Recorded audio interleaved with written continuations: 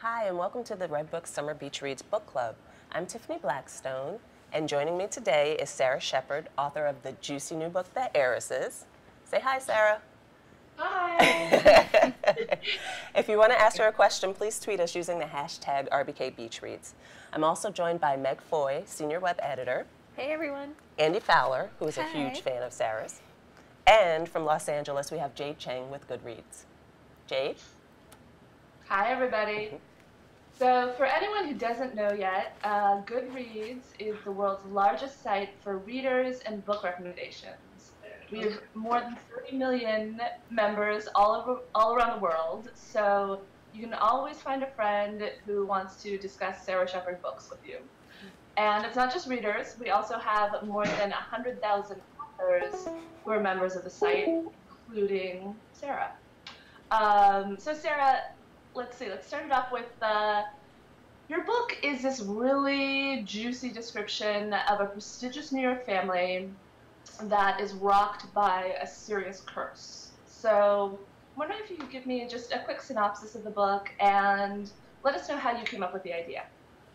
Okay. First of all, this is really exciting. This is my first Google Hangout, so this is really fun. I'm glad it's all working technologically.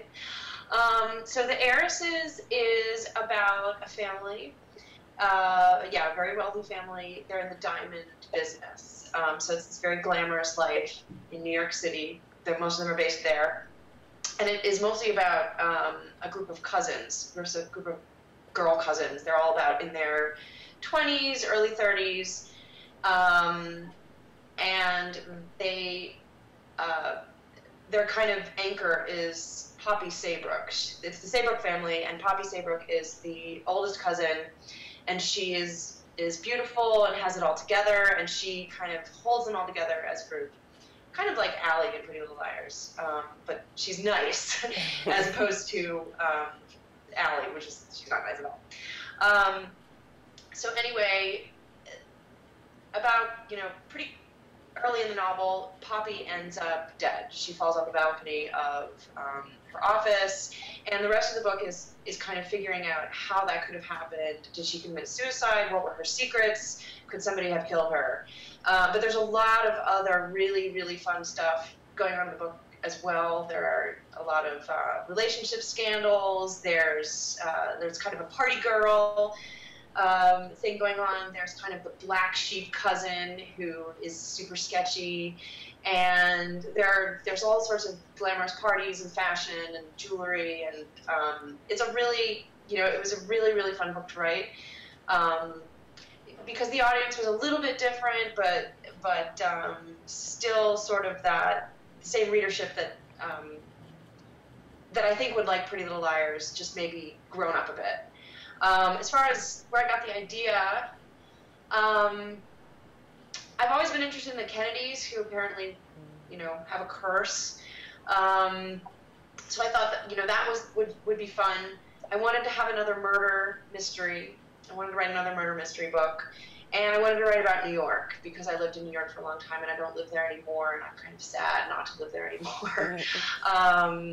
And yeah, I mean, that's kind of how it came together. It was, as all books are, it was kind of a long process making everything work and making everybody's stories work, but I think it turned out pretty well. Well, there are 5 cousins and a lot of storylines. How did you keep them all straight? Do you map them out beforehand? Do you have a Bible where you're like, okay, this is the person this heiress is sleeping with?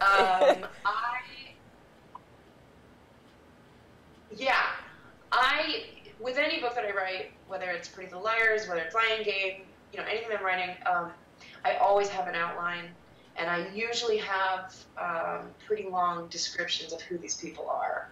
And sometimes that changes.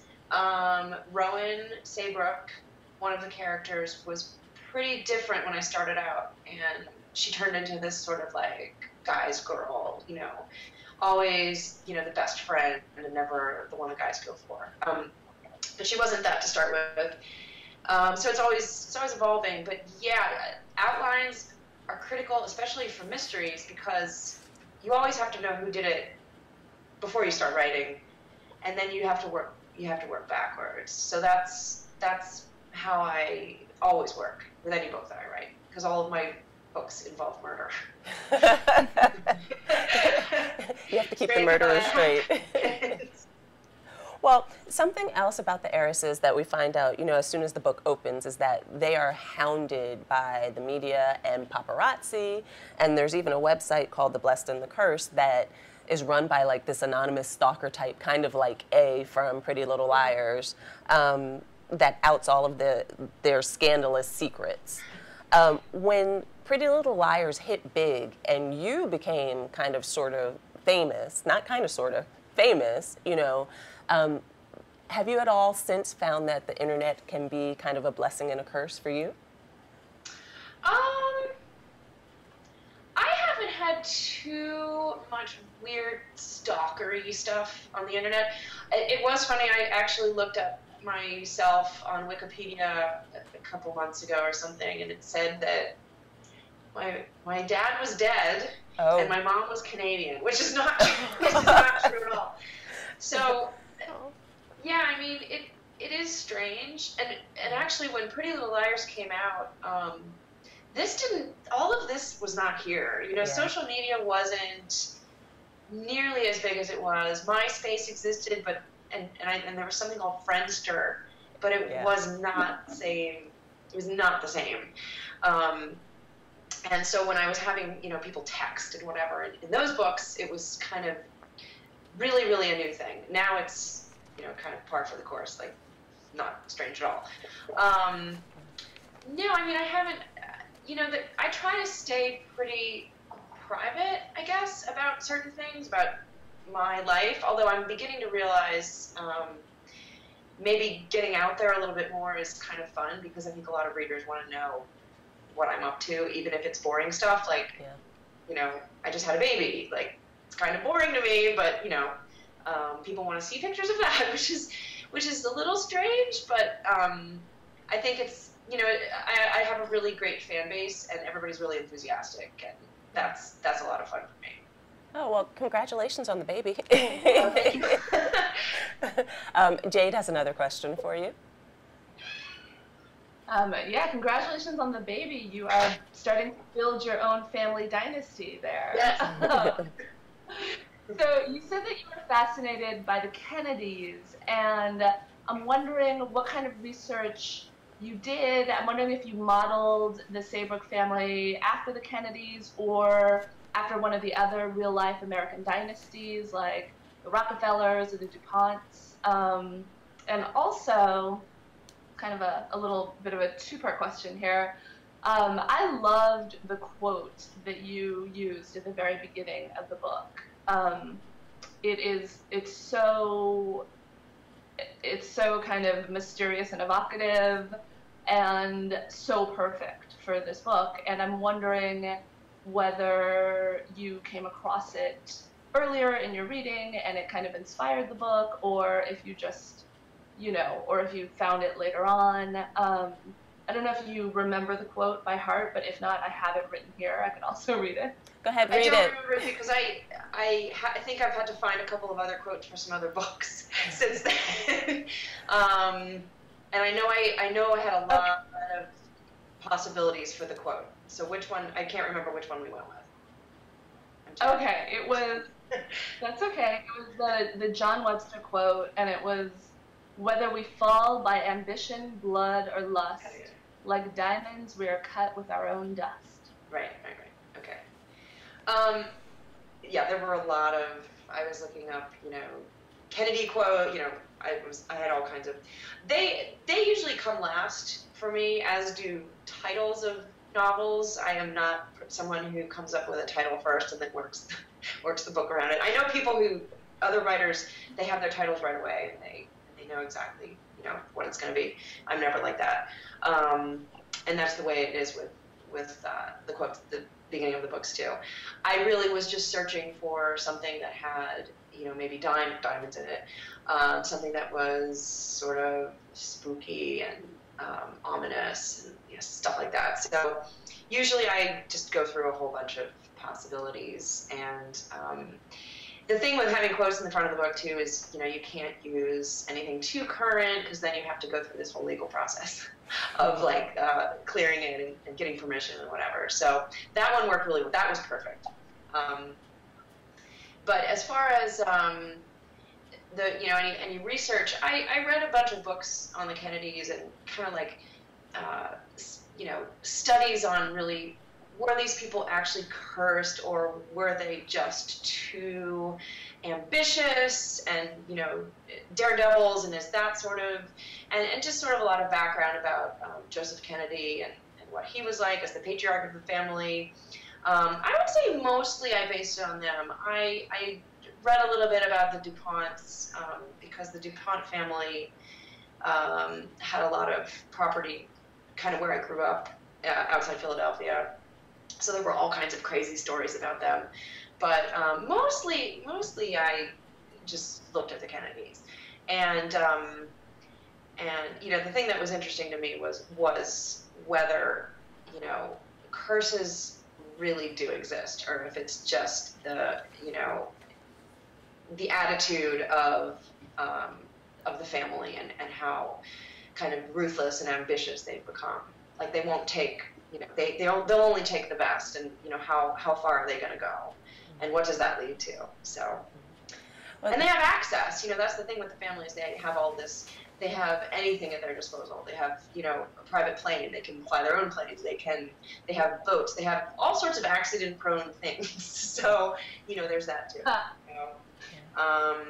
Yeah, I mean, yeah, but it was fun looking into all that stuff, and you know, deciding for myself whether I thought a curse really was real or not. For the Sabrooks, it definitely is. So, do you think the Kennedy curse is real? I want to think that it is, only because it's I like the mythology of that. But I think there's some truth in, you know, it's maybe part of their personalities as well, you know, to seek out thrills and danger and situations that would put them in, you know, put them in danger, and maybe that leads to this curse as well. And they're also, you know, very ambitious and famous, and you know, they're in the spotlight, and we see them more, so we see their tragedy, you know, in a way that we don't see other families' tragedies. So I don't know. I want to say yes because that's a lot of fun. But Live big, you're gonna die big too. Yes. Andy, you have a question? Yeah. So as Tiffany said, you saw a lot of success with the Pretty Little Liars series. You have 24 other young adult novels and 2 other adult novels. This one's squarely in the adult novel category. It has a couple steamy sex scenes in it. Have you found there's a difference in your writing process when you're focusing on adult versus young adult, and do you enjoy writing one over the other? I really like adult. I have 2 other adult novels as well that are just standalone. They're not murder mysteries. And it is a more, I don't want to say it's a more thoughtful process, but it's, I feel like I really have to dig deep with the characters because they're older, they have more of a history, their wants and needs are a little bit different than teenagers. Their angst is a little bit different. It's more about, you know, they're more fully formed in a way. That said, of course, I love young adult because I've written so much of it. But you know, as far as the process goes, yeah, I mean, I just try to spend as much time as I can on the characters, and scenes can slow down a little bit. Pretty Little Liars, the scenes are very, very fast, and they're edited to be very quick, and we get to the next cliffhanger, to the next big moment. But Heiresses, I was able to kind of spend a little bit more time. In fact, I would have loved it if the book could have been 100 pages longer, and I think my first draft was 100 pages longer. Just all about these characters. But it's, you know, that's kind of the difference that I see. But I still outline.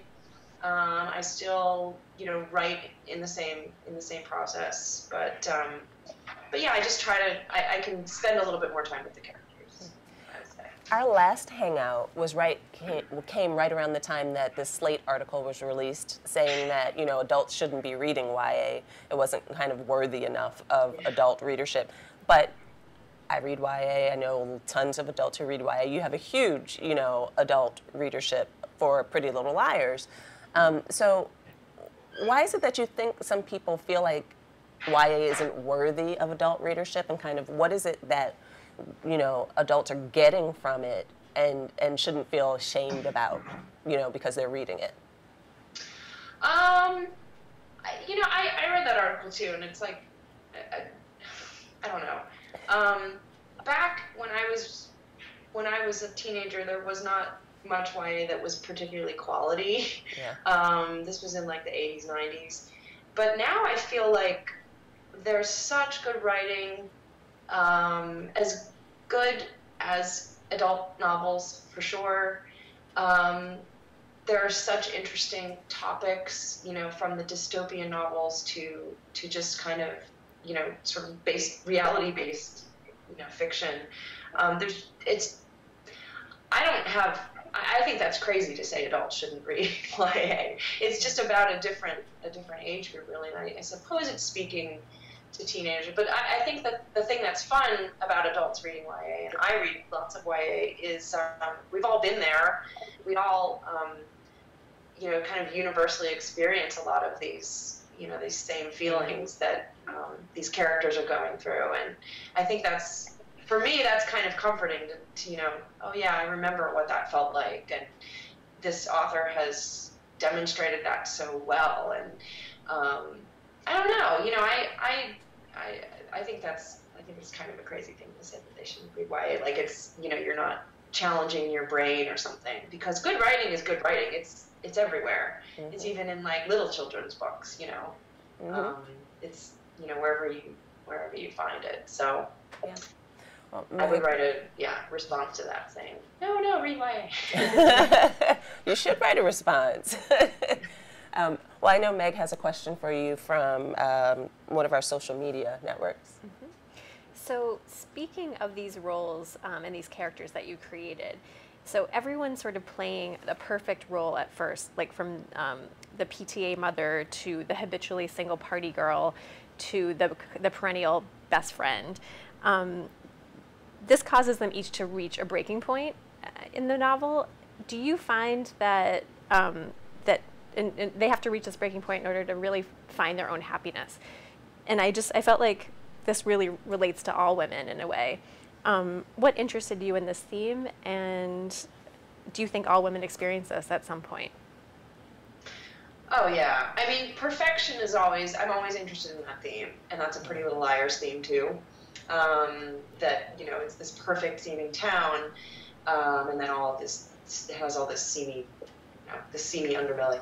But the Saybrook's life is like that too. It's they seem perfect on the outside, but they're rich and they're beautiful, and they can do no wrong, and media loves them, or well, media hounds them, but they're media darlings, but it's kind of like we all, underneath they have the same struggles as anybody else.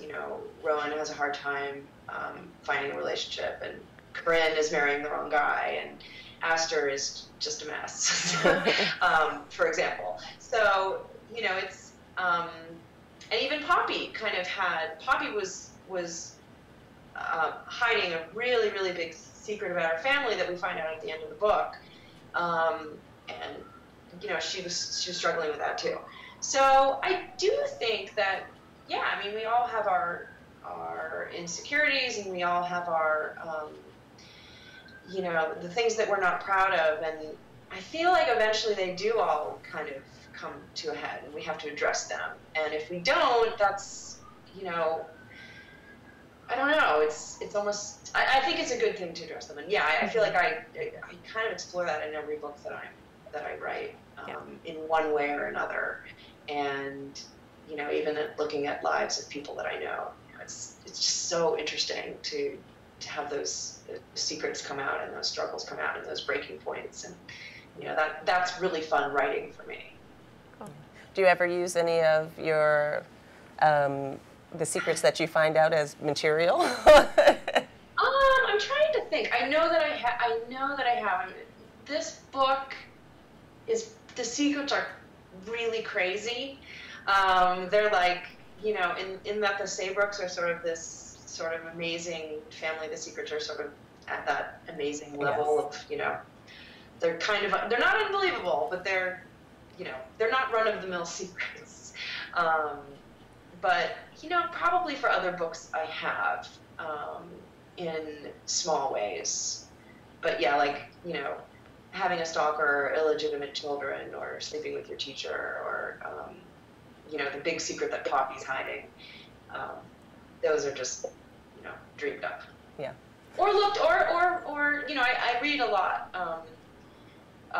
too, as far as, as just interesting stories that come up about people, whether it's a celebrity or whether it's just a strange, story that I read in the New York Times or something like that. So secrets can come from anywhere. Jade, do you have another social media question for Sara? Yeah, this is actually a good follow-up question to that. Actually, so you pointed out earlier that a lot of your books involve a murder, and a Goodreads member named Jules says, you write about so many scandals. Was there ever a scandal in a town that you grew up in?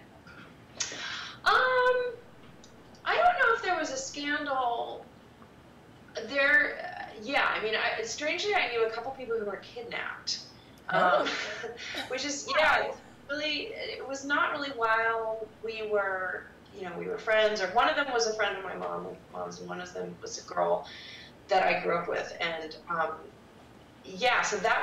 so at an early age, like, that was really interesting to me, which is probably why I kind of latched on to, especially in Pretty Little Liars, Allie going missing, and even in the Heiresses, just like, this sort of this whole scandalous life. So there was that, but mostly I've had a pretty, I'm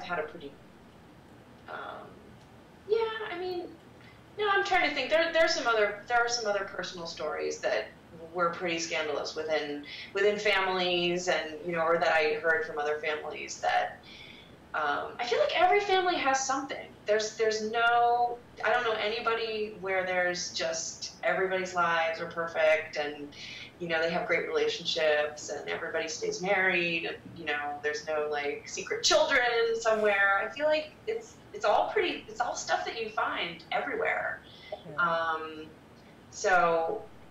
But yeah, the kidnapping thing, I feel like that really resonated with me at an early age. Just like, what's that like? And oh my gosh, that is such a big deal. And I found that really fascinating.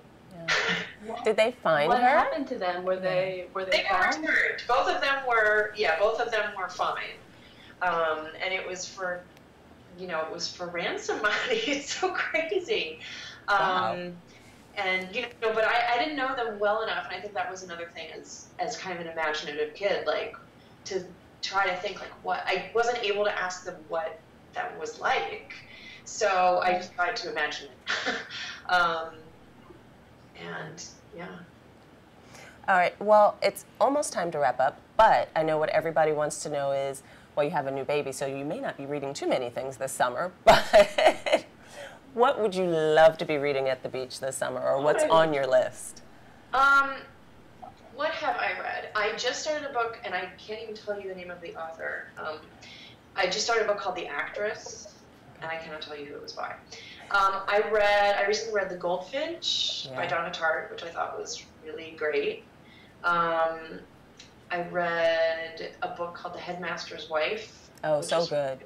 Yeah, that was really good. I read a book by, it's the same woman who wrote Admission. She wrote Astonishment. You Should Have Known. Yes. I actually have done a lot of reading. Sitting around with a new baby, you do get to, it's kind of boring. So they sleep a lot. Nobody ever tells you that they're going to sleep so much. Nobody ever tells you that they'll sleep so much. Right. They sleep a ton, and you know, you're just like, you're watching them. So yeah, I've actually done a lot of reading, so that's nice. As far as YA, I just downloaded a book by E. Lockhart called We Were Liars. Apparently it's doing pretty well. And I just started that, and it's a little bit heiress-y. It's, you know, kind of about a rich family as well. So that's kind of fun to read. And, you know, books that I want to read that I haven't yet.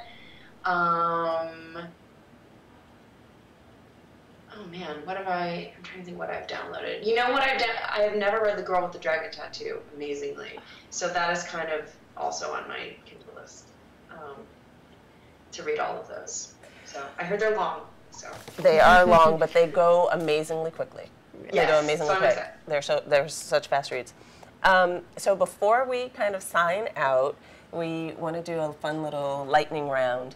Just quick answers, and if you want to follow up, tell me. Okay, so best form of jewelry, family heirloom or a big fat diamond? Oh, big fat diamond. Best TV drama, Revenge or Scandal? Revenge. I'm a big Revenge. I have to say, I think Jade said that Heiresses kind of reminds me of Revenge. Yeah, you know what? When I started working on like the materials to sell the Heiresses, I had been watching a lot of Revenge at the time. In a good way, though. In a good way. Okay, best epic bestseller, The Thornbirds or Gone with the Wind? I would say Gone with the Wind. I'm a big Gone with the Wind fan. Best place to write, city or country?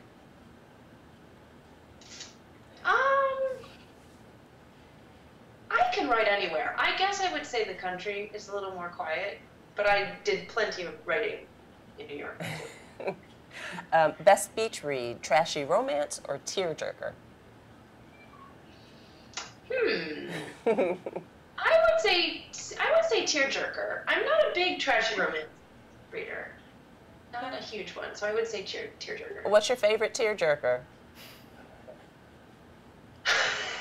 You know, I haven't read a tearjerker lately. I know. It's been a while, actually, since that's why it's a little bit, God, I'm not a big crier at books. You know what book I cried at? This is so sad.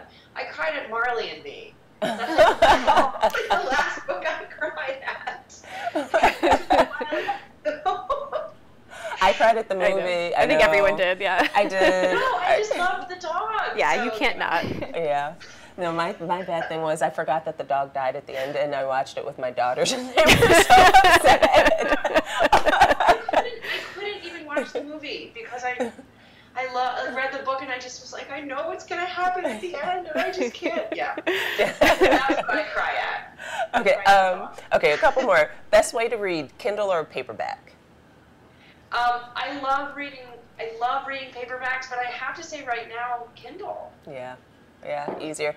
Best mystery heroine, Agatha Christie or Nancy Drew? I love Nancy Drew. I love both of them, but I love that Nancy Drew. She's great. Yep. And best queen of the romance, Danielle Steele or Jackie Collins? I have probably read more Danielle Steele, so I will say Danielle Steele. Yep. All right, well, Sarah, it's been great. This has been so much fun. Thanks so much for joining us. Go to redbookmag.com/beachreads for recaps from all of the Hangouts, and follow us on Facebook and Goodreads for news about future Redbook Reads Hangouts. Thanks, guys. Thank you, Sarah.